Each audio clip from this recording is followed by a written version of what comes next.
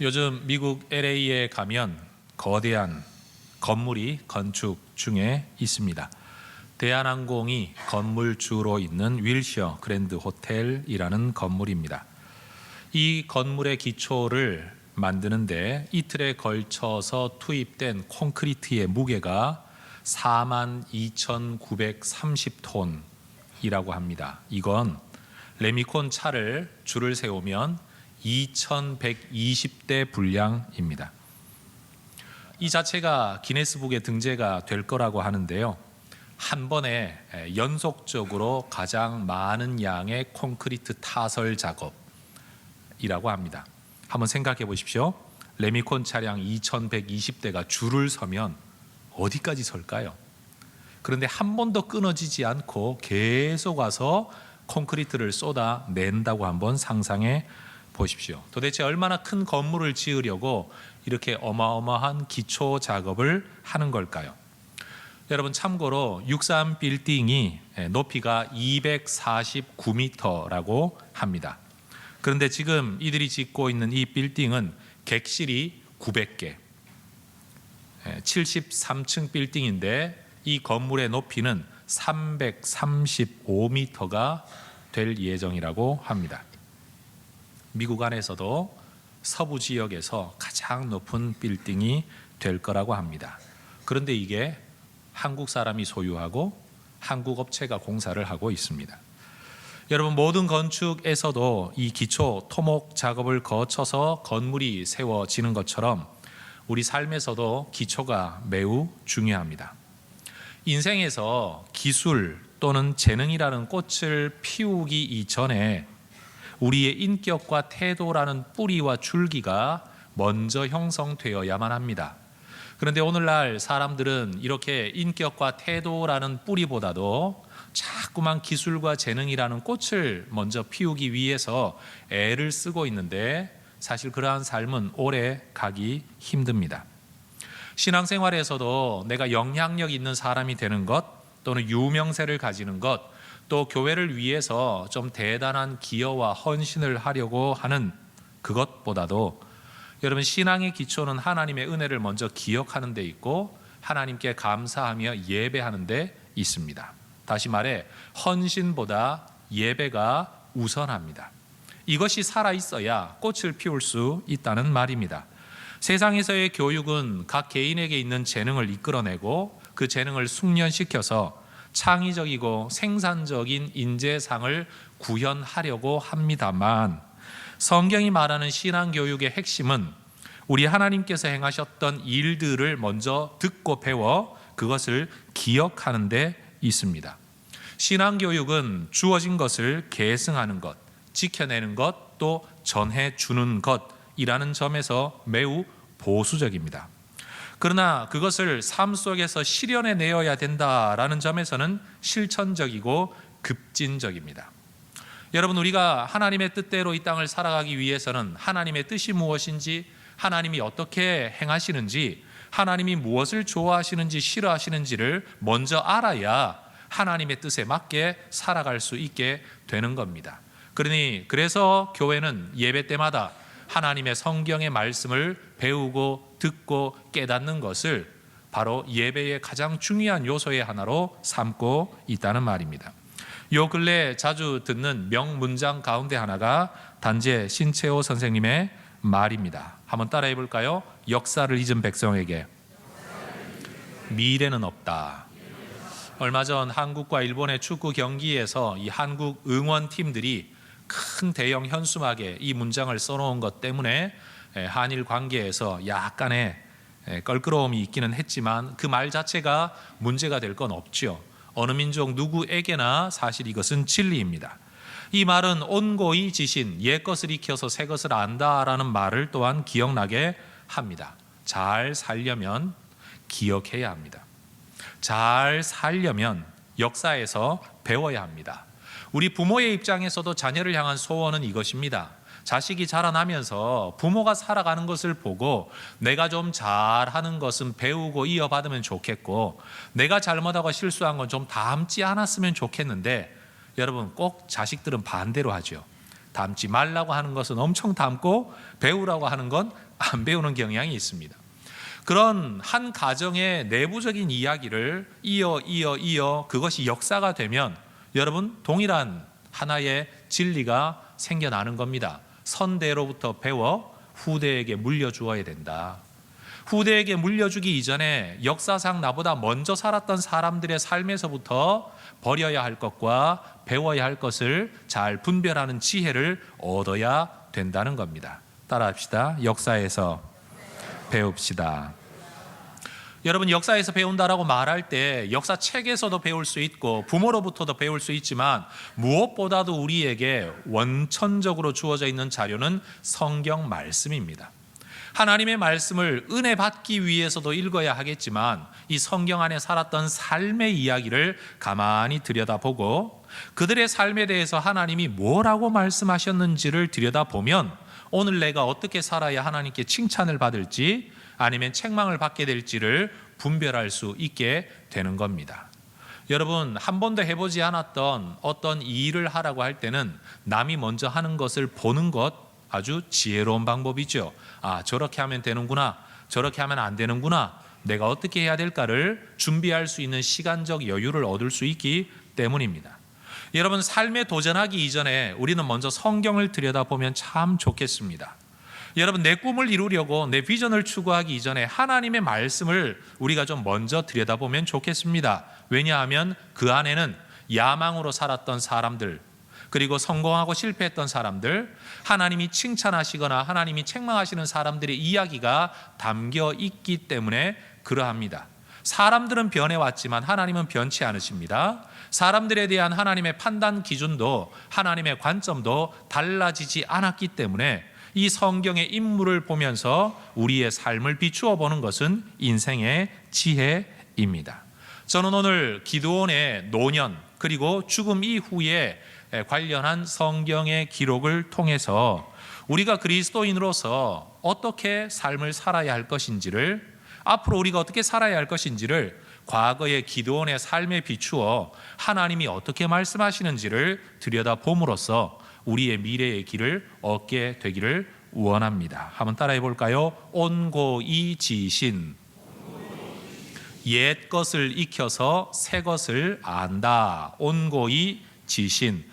여러분 이게 단순히 유교적 가르침만이 아니라 이게 인생의 비밀입니다. 또 드러난 진리입니다.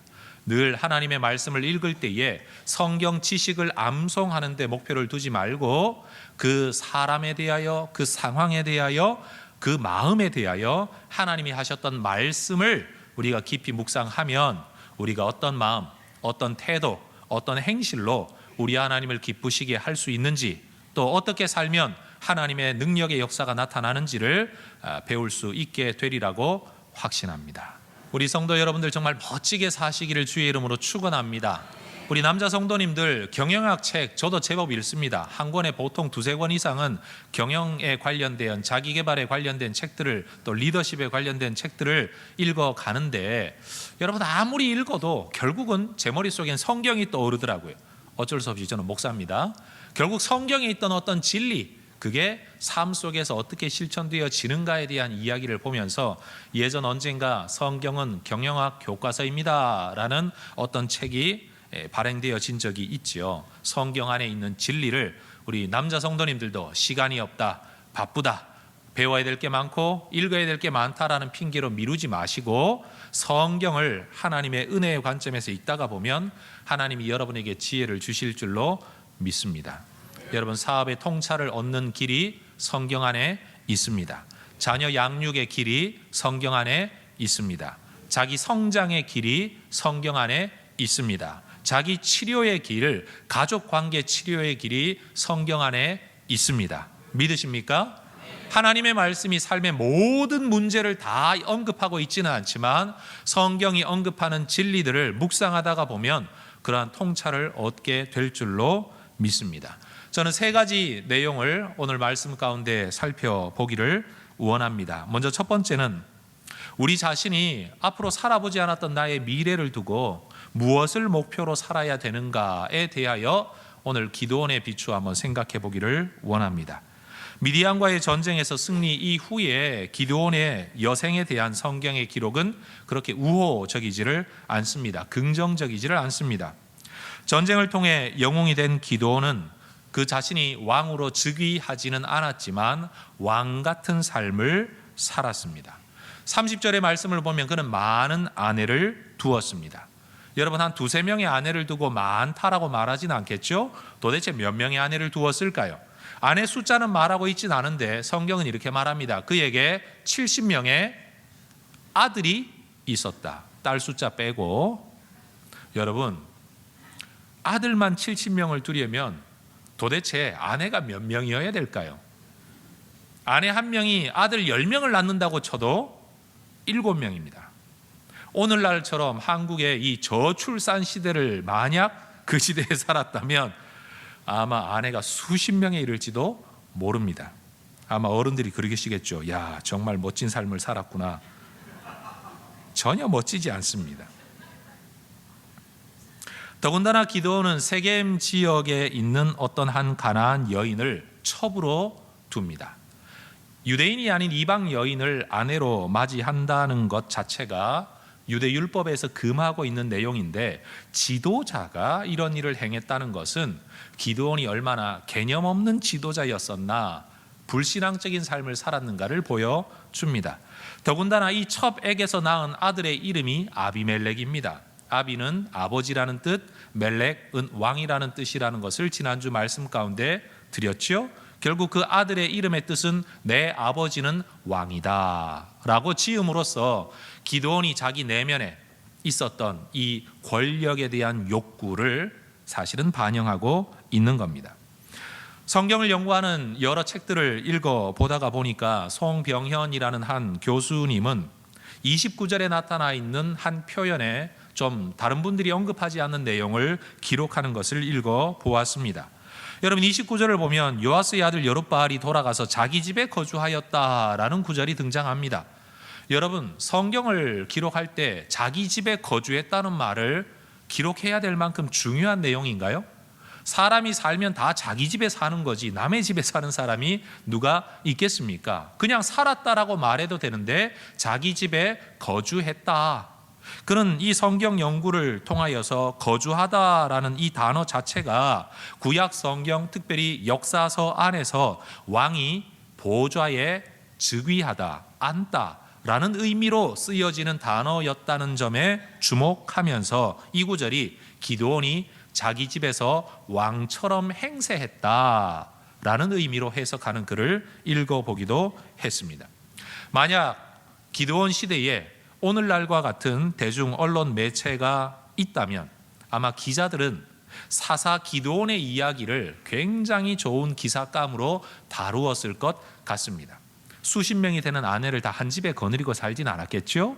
그럼 이렇게 했죠. 사사 기드온 호화 생활, 여러 채의 대저택, 문란한 성생활, 여자 관계, 공금 횡령, 문제 많은 자녀들의 문제, 뭐 이런 거, 여러분 엄청나게 좋은 가십거리 기사가 기드온에게서 작성되어 졌을 겁니다. 요 근래 좋지 않은 소식으로 언론에 오르내리는 과거에 영향력 있었던 목사님들의 기사를 읽을 때마다 저나 여러분이나 마음이 편치를 못합니다. 때로 어떤 분들은 그분들을 욕하고 그분들이 오히려 빨리 세상을 떠나는 것이 이 시대 기독교에 유익하겠다라는 극단적인 말씀을 하는 분들도 있는 것을 보았습니다. 그런데 저는 오늘 이 기드온의 설교를 준비하면서 그러한 여러 이 시대의 상황이 떠오르면서 제 마음속에 이런 생각이 들었습니다. 비록 한 시대에 아무리 위대하게 쓰임을 받았다고 할지라도 끝까지 잘 살기가 이렇게 힘들구나. 아무리 기도를 많이 하고 능력이 있고 성경에 달통하고 그렇게 많은 사람들의 조언을 받고 많은 사람들을 살리고 많은 사람들을 세운 사람이라고 할지라도 죽기까지 올바른 모습을 지키고 사는 게 이렇게 힘들구나 라는 생각을 해 보았습니다. 여러분, 우리의 인생이 마칠 때까지 아름다운 삶을 끝까지 잘 살아갈 수 있기를 주의 이름으로 축원합니다.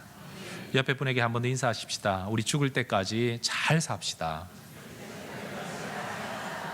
예. 우리 연세 있는 어르신들, 나이가 들어가면서 정신줄 놓지 마시고 끝까지 잘 붙잡고 깨끗한 정신으로 건강하게 그렇게 잘 사시기를 주의 이름으로 축원합니다.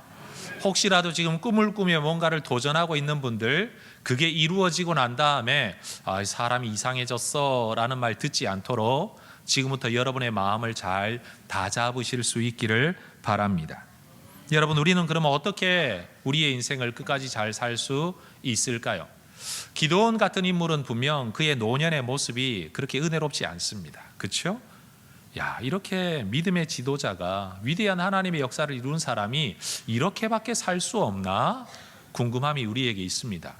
그런데 반면 그의 일생, 죽을 때까지, 죽음의 기록이 성경에 등장하진 않지만 노년에 이르기까지 참 아름다운 삶을 살았던 대표적인 인물로 저는 사도 바울을 여러분에게 좀 소개해 드리기를 원합니다. 얼마나 많은 교회가 그의 손에 세워졌습니까? 얼마나 많은 사람들이 그에 의하여 하나님의 사람으로 세워졌습니까? 얼마나 많은 기적이 그의 손을 통하여 나타났습니까? 여러분, 그런데 이 사람은 끝까지 믿음을 지키며 살았습니다. 우리는 그의 인생의 노년에 특별한 흠집을 찾지를 못합니다. 아름다운 삶 아닙니까? 왜 기드온은 그렇게 실패했고 왜 바울은 그런 삶을 살았을까? 저는 삶의 분명한 표대에서 차이가 있지 않았나 생각을 해봅니다. 빌립보서 3장에서 바울은 이렇게 말을 합니다. 13절 이하에, 형제들아, 나는 아직 내가 잡은 줄로 여기지 아니하고 오직 한 일, 즉 뒤에 있는 것은 잊어버리고 앞에 있는 것을 잡으려고 표대를 향하여 그리스도 예수 안에서 하나님이 위에서 부르신 부름의 상을 위하여 달려가노라. 따라하십시다. 내가 잡은 줄로 여기지 아니하고, 한 번 더 따라하십시다. 잡으려고 달려가노라. 다시요. 잡으려고 달려가노라.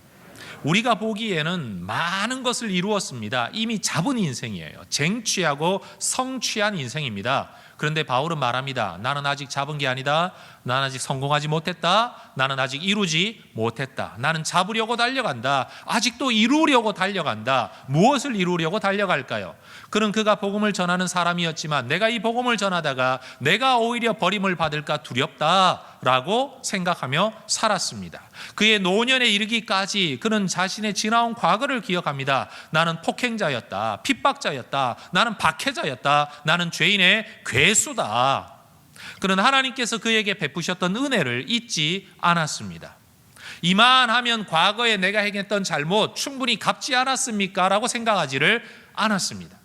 그의 일생을 하나님 앞에 내어놓고서도 그는 노년에 여전히 말하기를 나는 죄인 중에 괴수입니다. 그는 자기의 본질을 기억하고 있었고 그런 자신에게 베풀어진 하나님의 은혜를 붙들고 있었습니다.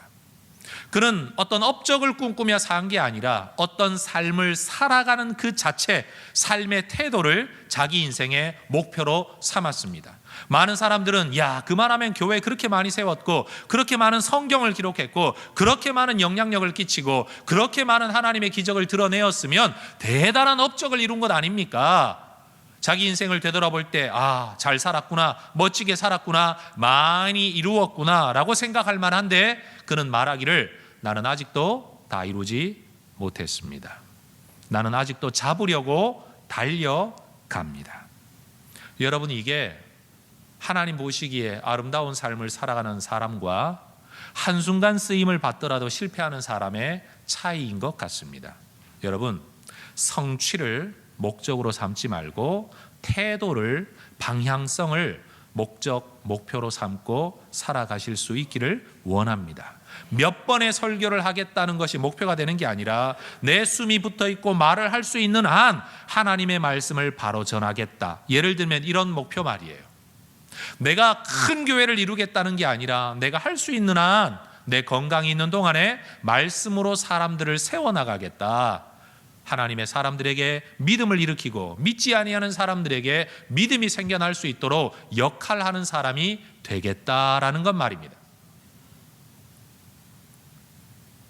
히브리서의 기록자는 말을 합니다. 한 시대에 위대한 믿음의 삶을 살았던 지도자들이라고 할지라도 우리가 그들의 삶을 본받는 것은 삶의 한 시점을 두고 본받는 게 아니라 그들의 삶의 종말까지를 주의하여 보고 난 이후에 본받으라고 말을 합니다.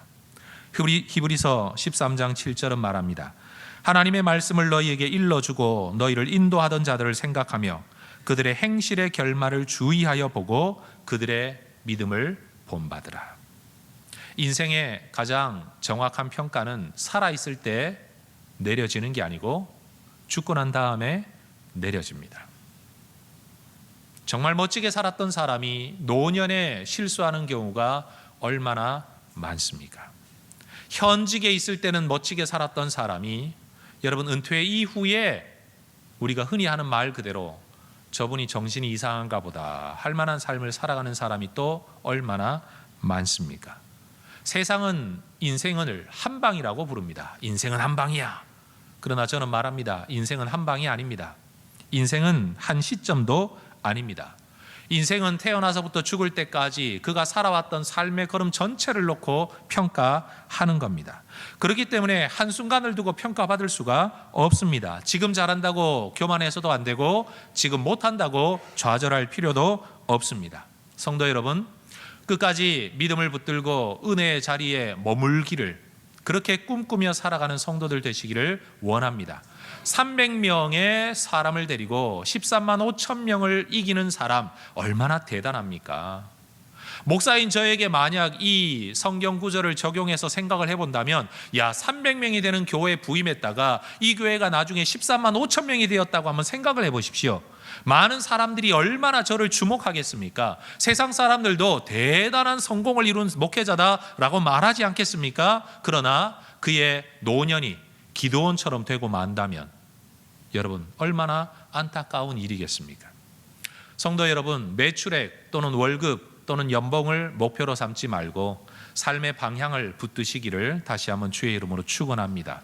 기드온과 같이 쓰임받는 사람이 되는 것만 꿈꾸지 말고 쓰임받는 삶이 어떻게 살아야 하는가에 대한 내 삶의 태도를 끝까지 고수할 수 있는 지혜가 우리에게 있기를 원합니다. 우리의 인생이 끝날 때까지 은혜의 자리를 떠나지 않도록 우리는 기도해야 합니다. 하나님의 은혜의 시냇가 옆에서 뿌리를 내려야 합니다. 여러분, 그 뿌리를 내린 나무에게서 생명을 살리는 잎과 열매가 맺어져서 누군가를 살리고 누군가를 기여하는 것, 그것이 우리의 삶의 목표가 되어야 합니다. 아름다운 잎과 아름다운 열매를 내려면 내가 먼저 은혜의 시냇가에 뿌리를 내리고 있어야 합니다. 여러분, 그 자리를 떠나고 나면 당장 한 번은 열매를 맺을 수 있을지 몰라도 머지않아 내 자신이 말라 죽고 말 것입니다. 그러니 여러분, 은혜 안에 머무십시오. 쓰임받는 일이나 역할이나 아니면 헌신의 목표를 두지 말고 하나님의 은혜에 내 인생의 뿌리, 내 삶의 뿌리를 내리겠다는 이 분명한 하나의 각오를 오늘 기도원을 통하여 다시 한번 되새기시기를 바랍니다. 두 번째는요, 기드온이 그렇게 노년에 실패한 인생이라라고 말함에도 불구하고 여러분, 그가 죽고 난 이후에 세상의 변화를 들여다보면 그렇게 부족했던 기드온이라고 할지라도 그가 분명 기여했던 바가 있다는 사실을 우리는 발견하게 됩니다. 기드온은 하나님의 은혜 가운데 있는 사람이었지만 그 자신 스스로가 하나님을 향한 전심의 신앙 가운데 살지는 못했던 것 같습니다. 이런 지도자가 정말 하나님이 세우신 지도자가 맞나 싶을 만큼 자질이 미달되는 사람, 교묘한 불신앙 속에 살았던 사람이지만 이 기드온이 세상을 떠나고 나자 사람들은 하나님으로부터 떠나기 시작했습니다. 33절을 보십시오. 기드온이 이미 죽음에 이스라엘 자손이 돌아서서 바알들을 따라가 음행하였으며 또 바알브릿을 자기들의 신으로 삼았다. 바알브릿이라는 단어는 베리트라는 언약이라는 단어에서 나왔는데 언약의 바알이라는 뜻입니다. 언약의 바알, 언약의 주, 언약의 하나님이라는 뜻이에요. 기드온이 죽고 나자 이스라엘 사람들은 여호와 하나님을 자기의 언약의 하나님으로 섬긴 게 아니고 바알 신을 자기들의 언약의 하나님으로 섬기기 시작했다는 겁니다. 왜 이런 일이 벌어졌을까요? 34절을 보십시오. 이스라엘 자손이 주위의 모든 원수들의 손에서 자기들을 건져내신 여호와 자기들의 하나님을 기억하지 않았답니다. 자기들을 구원해 주신 여호와 하나님을 기억하지 않은 것이 하나님을 떠나게 된 이유가 되었다는 겁니다. 여러분, 하나님께서 우리에게 베푸신 은혜를 생각하지 않으면 우리는 믿음을 떠나게 됩니다. 그래서 성경을 보면 끊임없이 기억하게 해라, 외워 기억하게 해라 라는 말씀이 그렇게도 많이 반복됩니다. 따라 하십시다. 기억하지 아니하면 흘러 떠내려갑니다. 다시 한번요. 기억하지 아니하면 배은망덕하게 됩니다. 여러분, 사람이 변했다는 게 뭡니까? 옛날을 기억하지 않으면 변합니다. 받은 은혜를 기억하지 않으면 사람은 배은망덕하게 됩니다. 내가 누군가의 도움을 얻었다, 내가 정말로 올챙이적 시절을 기억하지 아니하면 사람은 변질되게 되어 있습니다. 그게 사람입니다. 지난주 말씀을 살펴보았던 것처럼 기드온에게 내면적인 문제, 신앙의 변질이 있었고 부족함이 있기는 했지만 그나마 그가 살아있을 동안에 그는 최소한의 억제력이라는 영향력을 발휘했습니다. 그나마 그가 살아있을 동안에 이스라엘 사람들은 표면적으로는 여호와 신앙을 떠나지 않았습니다. 그런데 그렇게 부족한 지도자였음에도 불구하고 그가 죽고 나자 이스라엘 백성들은 대놓고 신앙을 떠나버렸습니다. 영적 지도자답지 않은 지도자라고 할지라도 그가 있을 때와 없을 때가 여러분 이렇게 달라질 수 있을까요? 한 지도자가 사라지고 났을 때 이스라엘 백성들은 곱비 풀린 망아지 마냥 자기 뜻대로 뛰어다니기 시작했습니다. 자기 소견에 오른 대로 우상을 신으로 삼고 자기 뜻대로 인생을 살았다는 말입니다. 저는 이 구절을 읽으면서 이런 생각이 들었습니다. 젊은이들을 미혹시킨다는 누명을 뒤집어 쓰고 독배를 받아 마시면서 소크라테스가 마지막 남겼던 말이 악법도 법이다 라는 말입니다. 괴테도 이런 말을 남겼습니다. 정의롭지 않은 법도 무질서보다는 낫다. 다시 말해 여러분, 사사 이 지도자가 아무리 함량 미달의 지도자였다고 할지라도 하나님이 세운 이 지도자가 없을 때와 있을 때 이스라엘 민족의 영적 판세는 완전히 달랐다는 말입니다. 여러분, 능력이 있든 없든 집안에 어른이 있는 것과 없는 것에 따라 자녀들의 인격 형성에 얼마나 큰 영향이 있습니까? 요즘 자녀들의 문제를 깊이 들여다보면 그 마지막은 결국 부모의 문제로 귀결되어집니다. 따라하십시다. 자녀 문제는 부모 문제입니다. 여러분, 자녀 문제를 풀기 위해서 그럼 부모들이 다 없어지면 될까요? 자녀 문제가 다 부모에게서 나오니까 자녀 문제를 풀기 위해 부모는 없어야 된다, 이 말이 성립이 되느냐고요? 있을 수 없는 일이죠. 여러분, 우리 하나님께서 우리에게 하시는 말씀이 바로 이것입니다. 아무리 부족한 지도자라고 할지라도 그들이 있을 때와 없을 때는 달랐다. 사실 이 이야기는 기드온의 이야기만 국한되는 게 아니라 사사기 전체를 꿰뚫고 흐르는 사사기의 주제입니다. 제가 성경을 하나 읽어드리죠. 사사기를 처음 시작하는 단계에서 성경은 이미 이러한 상황을 이미 이야기했었습니다. 사사기 2장 18절과 19절에서 여호와께서 그들을 위하여 사사들을 세우실 때에는 그 사사와 함께 하셨고 그 사사가 사는 날 동안에는 여호와께서 그들을 대적의 손에서 구원하셨으니 이는 그들이 대적에게 압박과 괴롭게 함을 받아 슬피 부르짖음으로 여호와께서 뜻을 돌이키셨음이거늘 그 사사가 죽은 후에는 그들이 돌이켜 그들의 조상들보다 더욱 타락하여 다른 신들을 따라 섬기며 그들에게 절하고 그들의 행위와 패역한 길을 그치지 아니하였다. 사사들이 살아있는 동안에 그나마 은혜를 누렸던 사람들이 사사들이 죽은 후에는 더욱더 패역한 길로 들어서게 되었다. 저는 지금 지도력을 말하고자 하는 게 아닙니다. 제가 하고 싶은 말은 이것입니다. 여러분, 신이 없다고 말하는 세대, 가만 내어 버려두면 하나님을 대적하는 세대가 되어버릴 이 시대 안에서 여러분, 우리의 존재가 아무리 미약하고 부족하고 함량 미달의 신앙인들이라고 할지라도 우리가 이 땅에 살아있는 그 자체가 이 시대의 영적인 고삐를 쥐고 그나마 하나님에 대하여 생각하게 되고 그나마 하나님을 기억하게 되는 이유가 되는 하나님의 도구들이 될 수 있기를 축복합니다. 여러분, 저는 부족한 지도자입니다. 그러나 저는 꿈을 꿉니다. 그나마 정명호라는 목사가 있다는 이 이유 하나가 이 시대가 한 교회라도 좀 더 하나님의 말씀으로 돌아가게, 좀 더 하나님 앞에 겸손하게, 좀 더 하나님 주권의 신앙 안에 살아갈 수 있도록 영향을 미칠 수만 있다면 얼마나 좋을까. 자질 문제를 놓고 자격 여부를 따지면 저는 합당한 사람이 아닙니다. 마찬가지로 이 시대를 살아가는 우리 예배자들 그리스도인들이 한 사람 한 사람의 인격의 문제를 놓고 이야기하자면 여기서 떳떳할 사람이 누가 있겠습니까? 그러나 그럼에도 불구하고 우리가 이 땅에 살아있다는 그 자체가, 우리 교회가 이 지역에 세워져 있다는 그 자체가 이 시대와 이 지역으로 하여금 하나님을 조금 더 생각하게 만드는 바로 그런 도구가 될 수 있기를 소망합니다. 성경에는 이런 선한 영향력을 끼친 사람들의 이야기가 많이 등장합니다. 위대한 믿음의 사람들도 우리는 기억하고 있지만 여러분, 대부분의 성도들이 그 이름도 잘 기억하지 못했던 인물들 가운데 이런 선한 영향력의 통로가 된 사람들이 있습니다. 저는 두 사람을 여러분에게 소개하기를 원합니다.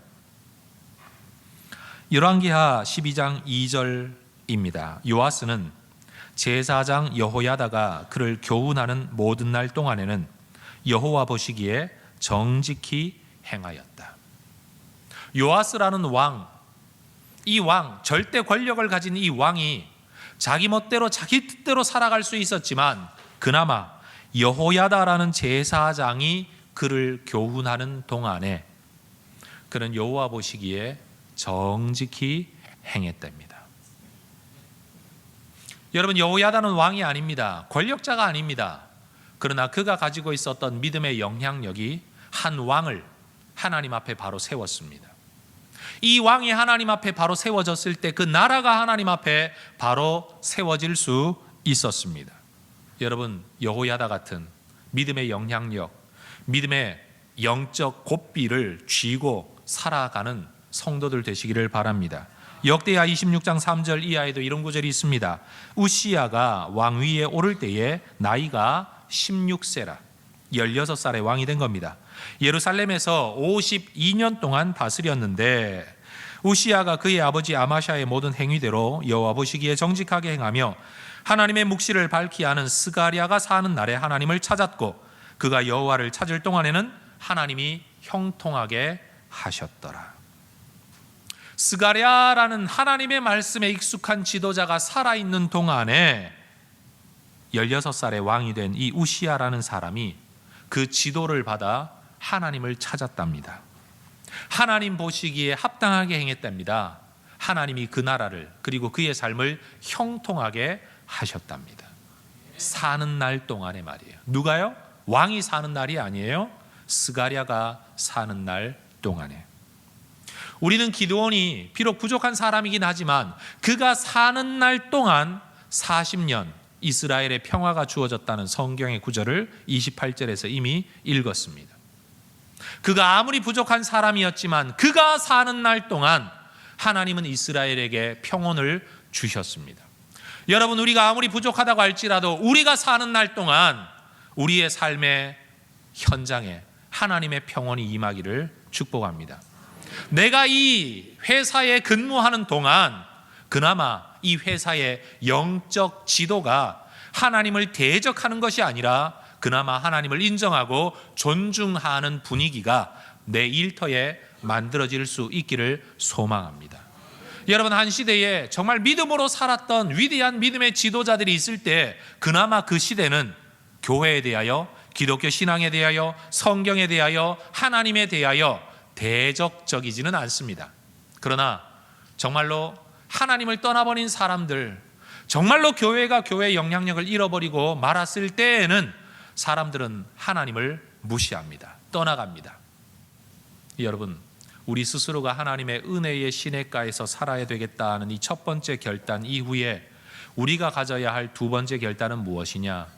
내 존재가 사람들로 하여금 하나님을 기억하게 하는 은혜의 통로, 믿음의 통로가 되시기를 소망합니다.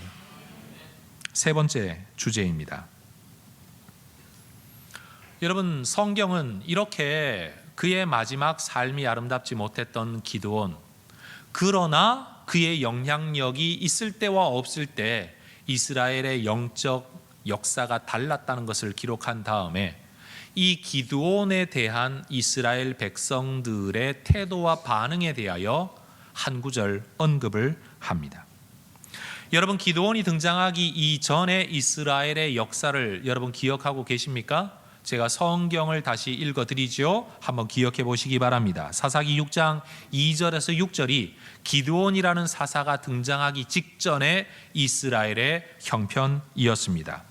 미디안의 손이 이스라엘을 이긴지라 이스라엘 자손이 미디안으로 말미암아 산에서 웅덩이와 굴과 산성을 자기들을 위하여 만들었으며 이스라엘이 파종한 때면 미디안과 아멜렉과 동방 사람들이 치러 올라와서 진을 치고 가사에 이르도록 토지 소산을 멸하여 이스라엘 가운데 먹을 것을 남겨두지 아니하며 양이나 소나 나귀도 남기지 아니하니 이는 그들이 그들의 짐승과 장막을 가지고 올라와 메뚜기 떼같이 많이 들어오니 그 사람과 낙타가 무수함이라. 그들이 그 땅에 들어와 멸하려 하니 이스라엘이 미디안으로 말미암아 궁핍함이 심한지라. 여러분, 하나님께서 세우신 지도자가 없을 때에 이스라엘은 미디안 족속들 때문에 아주 궁핍했습니다. 어느 정도냐? 때만 되면 쳐들어오는 이 사람들 때문에 이스라엘 백성들의 상당수는 산속으로 숨어 들어가 굴을 파고 생활을 했어야 할 만큼 그들은 억압받는 삶을 살았습니다. 이러했던 이스라엘 백성들이 어떻게 이 처참한 삶에서 벗어나 40년의 평온을 누릴 수 있었을까요? 더 이상 굴로 도망갈 이유가 없습니다. 더 이상 궁핍함이 심할 이유가 없었습니다. 여러분, 누구 때문입니까? 물론 하나님의 은혜 때문입니다. 그러나 그 하나님의 은혜는 기드온을 통하여 주어진 것이었습니다. 하나님을 기억하기 싫어했던 이스라엘 백성들은 하나님의 은혜의 통로였던 기드온과 그의 후대들을 기억하거나 후대하기를 싫어했습니다. 성경 35절을 보십시오. 여룹바알이라 하는 기드온이 이스라엘에 베푼 모든 은혜를 따라 그의 집을 후대하지도 아니하였더라. 여러분, 성경이 지금 이런 서술을 하고 있는 것이 이스라엘 백성이 잘했다는 말일까요? 못했다는 말일까요? 못했다는 말입니다.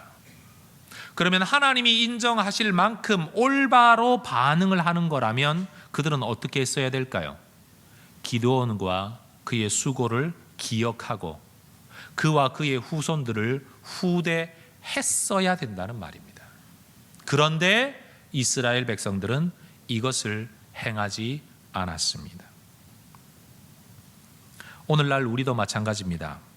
하나님께 모든 영광을 올려드린다는 대의 명분 때문에 그 하나님의 구원의 일을 위하여 자기의 인생을 쏟아붓고 헌신했던 하나님께 쓰임받은 사람들을 알아주지 않거나 그 사람들을 후대하지 않는 경향이 많습니다.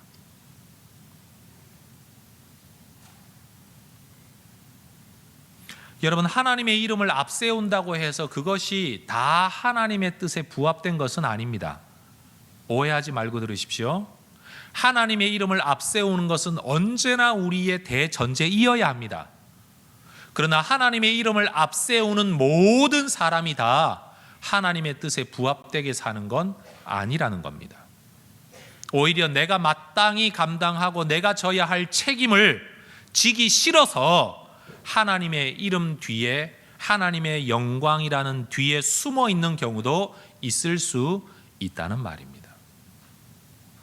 가장 육체적이고 가장 원초적으로 이야기를 하면 성경은 부모를 돌보지 않는 사람은 불신자보다도 더 악한 자다라고 이야기를 합니다.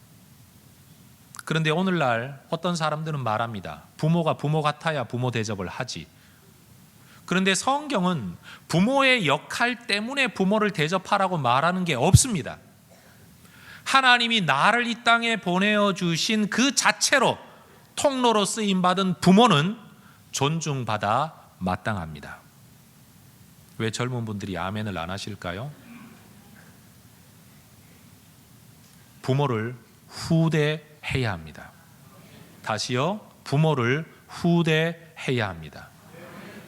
선생님들 자기들이 벌어먹고 살기 위한 직업으로 날 가르친 거지 날 가르치기 위해 그분이 선생님이 된 건 아니잖아 라고 사람들은 이야기합니다. 세상 사람들은 다 그렇게 이야기를 해요. 그러나 하나님이 나를 성장시키기 위해서 그분들을 통해 일을 하셨으면 우리는 그분들을 후대해야 합니다. 회사 사장이 나 벌어먹고 살리려고 기업하는 건 아니잖아. 자기 돈 벌려고 하는 거지. 그런데 하나님이 나와 내 가정을 먹여 살리시기 위한 통로로 내 일터와 나의 경영자를 사용하고 있다면 우리는 그들에게 후대해야 합니다. 세상이 가지고 있는 사고방식과 성경이 말하고 있는 사고방식은 다릅니다. 여러분, 밀양이라는 영화를 보신 적이 있습니까? 그런 이 시대의 기독교인들이 가지고 있는 아주 보편화되어진 그러나 심각하게 문제가 있는 한 부분을 아주 예리하게 지적합니다. 이 영화에 등장하는 한 가해자는 피해자에게 아무런 용서도 구하지 않고 사죄하지도 않으면서도 내가 하나님께 용서를 구했고 내가 하나님께 용서를 받았으니 모든 게 괜찮지 않습니까? 라고 이야기를 합니다. 그러나 이것은 분명 잘못된 신앙관이죠. 여러분, 사람에게 잘못한 것은 사람에게 갚아야 합니다. 하나님께 잘못한 것은 하나님께 갚아야 합니다. 가이사의 것은 가이사에게, 하나님의 것은 하나님께 드리라고 말씀하셨던 예수님의 이 말씀의 본질적인 정신을 우리는 기억해야 합니다. 사람에게 잘못한 것을 하나님께만 갚는다고 문제가 해결되지 않습니다.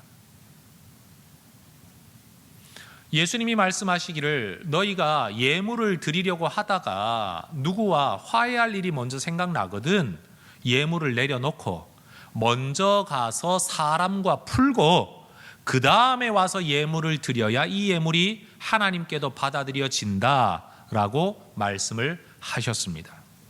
분명 예수님은 그렇게 말씀하셨는데 오늘 우리는 어떻게 사는가 하면 하나님 앞에 감사한금 좀 들고 와서 이 예물 드리면서 하나님 나 용서해 주세요 라고만 하면 모든 문제가 해결될 거라고 우리는 그렇게 생각하고 살아갑니다.